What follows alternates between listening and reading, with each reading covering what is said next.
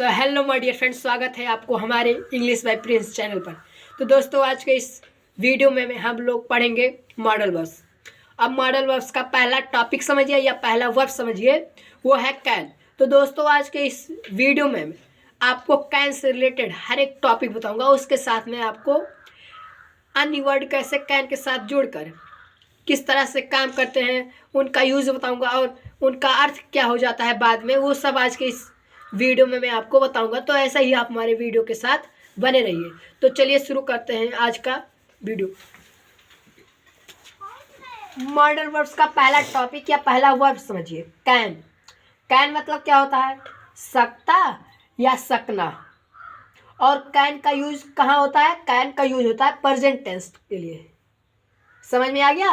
अब कैन का यूज क्या भाव व्यक्त करता है? तो देखिए, can is use to express power, capacity, ability.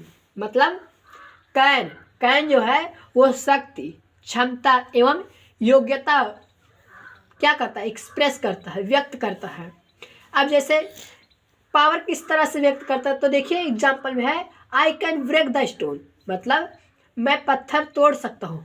तो यहाँ पे पावर तो है, आपके पास हिम्मत है तभी तो आप तोड़ देंगे पत्थर, नहीं तो कैसे तोड़ पाएंगे। अब दूसरा एग्जाम्पल एबिलिटी के लिए कैसे यूज होगा? तो देखिए आई कैन लर्न इंग्लिश, मैं अंग्रेजी सीख सकता हूँ। अब इसमें क्या योग्यता है आपके पास? कोई वो मेंटल बॉय आके थोड़ी ना सीख जाएगा, आपके पास योग्यता है तब आप इंग्लिश सीख सकते हैं। अब एग्जाम्पल तीसरा है this bottle can contain 1 litre water, मतलब इस वाटर में 1 लीटर पानी आ सकता है। तो क्या इसकी कैपेसिटी है 1 लीटर भरने की, तभी तो आ जाएगा। पावर थोड़ी ना है कि पावर है 1 लीटर 2 लीटर कर लेंगे, उसकी कैपेसिटी 1 लीटर भरने की है तो 1 लीटर भरेंगे। अब ये तो था यूज समझाने वाला। अब यहाँ से शुरू हो रहा है स्ट्रक्चर। तो देखिए पहला है अफर्मेटिव। अब अफर्मेटिव मतलब होता है साधारण वाक्य। अब साधारण वाक्य में कैन किस तरह से यूज होता है? तो देखिए सबसे पहले स्ट्रक्चर बता रहे हैं। तो सबसे पहले साधारण वाक्य रहेगा तो उसके साथ सबसे पहले लिखेंगे सब्जेक्ट, मतलब कर्ता, फिर कैन, और फिर उसके बाद में हेल्पिंग वर्ब का फर्स्ट फॉर्म, और उसके बाद में ऑब्जेक्टिव। जैसे एग्जांपल में है राम खाना खा सकता है, राम खाना खा सकता है, तो यहाँ साधारण की तरह यूज हुआ है। तो इसका कैसे यूज होगा? तो देखिए सबसे पहले सब्जेक्ट लिखेंगे, सब्जेक्ट क्या है? राम। फिर उसके बाद में कैन यूज करेंगे, फिर क्या काम कर रहा है? तो खाने का काम कर रहा है, तो ईट हो गया, फिर द फूड, ये हो गया साधारण का। अब निगेटिव यानी नकारात्मक।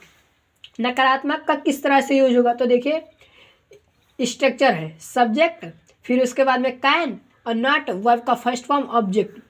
दोनों एक ही तरह से है, केवल यहाँ कैन के बाद कैन और वर्ब के बीच में नॉट यूज कर दी है और ये नकारात्मक हो गया है। अब एग्जाम्पल है राम खाना नहीं खा सकता है, तो ठीक वैसे ही रहेगा। सबसे पहले यूज करेंगे सब्जेक्ट यानी कर्ता। कर्ता क्या है? राम, राम हो गया। फिर उसके बाद में कैन, कैन लिख दिया, फिर नॉट, ईट द फूड, ये हो गया निगेटिव। अब इंट्रोगेटिव, इंट्रोगेटिव का मतलब होता है प्रश्नवाचक वाक्य। अब प्रश्नवाचक वाक्य दो तरह से होते हैं, एक तो होता है जिसका उत्तर हाँ या ना में आए, और एक वो होता है जिसका उत्तर कारण में आए। तो ये पहला वाला है हाँ या ना वाला। तो हाँ या ना में होगा, सबसे पहले उसका स्ट्रक्चर है कैन लिखेंगे, फिर उसके बाद में सब्जेक्ट, वर्ब का फर्स्ट फॉर्म, ऑब्जेक्ट, और लास्ट में क्वेश्चन मार्क, क्योंकि यही शो करता है कि यहाँ प्रश्न पूछा जा रहा है। समझ में आ गया?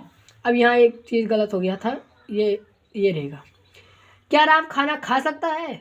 तो इसका होगा सबसे पहले कैन यूज करेंगे, can Ram eat the food, और लास्ट में क्वेश्चन मार्क। अब डबल इंट्रोगेटिव यानी इसका उत्तर कारण में बताया जाए, तो इसका स्ट्रक्चर है क्वेश्चन वर्ड और कैन सब्जेक्ट, वर्ब का फर्स्ट फॉर्म, ऑब्जेक्ट, और लास्ट में क्वेश्चन मार्क। जैसे राम क्यों खाना खा सकता है? तो ये हाँ या ना में तो बताएंगे नहीं, कारण बताएंगे कि उससे भूख लगी थी या और कोई कारण था। तो इसका यूज होगा राम क्यों खाना खा सकता है, होगा सबसे पहले क्वेश्चन वर्ड। क्वेश्चन वर्ड मतलब प्रश्नवाचक शब्द। तो क्यों है? तो क्यों का मीनिंग क्या होता है? व्हाई। फिर उसके बाद में कैन, फिर राम ईट द फूड,